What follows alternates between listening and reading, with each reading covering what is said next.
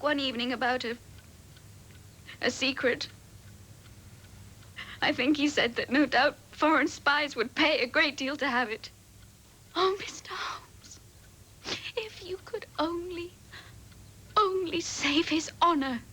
Go to the scene, question the people concerned, leave no stone unturned. In all your career, you'll never have a greater chance of serving your country.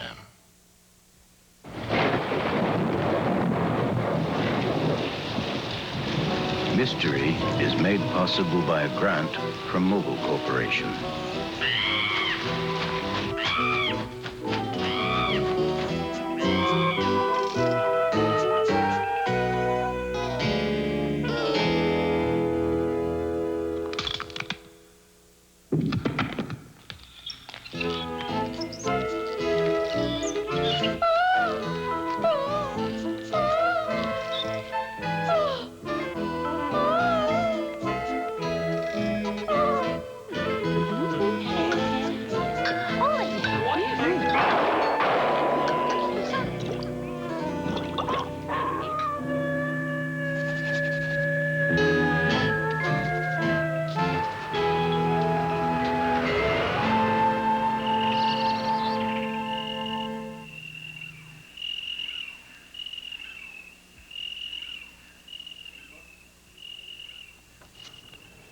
Good evening, I'm Vincent Price.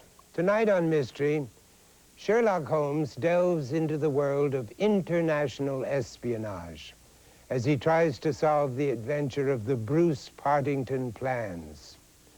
It's not so unusual that Holmes should be involved with spies, for his creator, Sir Arthur Conan Doyle, perfected several espionage techniques for the British government.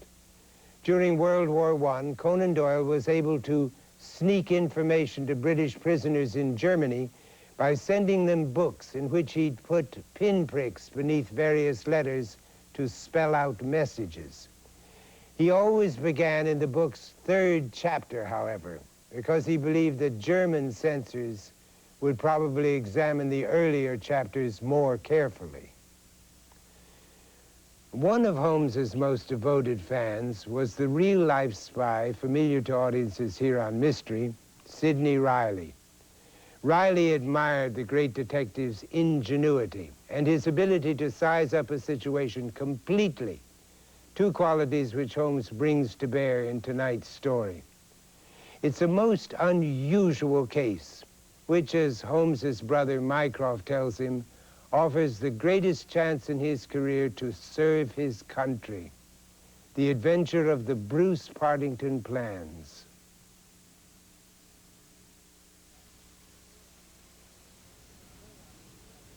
Sherlock's brother, Mycroft, appears in only 2 of the Conan Doyle stories. He is 7 years older than Sherlock, and we learned in the Greek Interpreter that he audits the books in some department of the British government.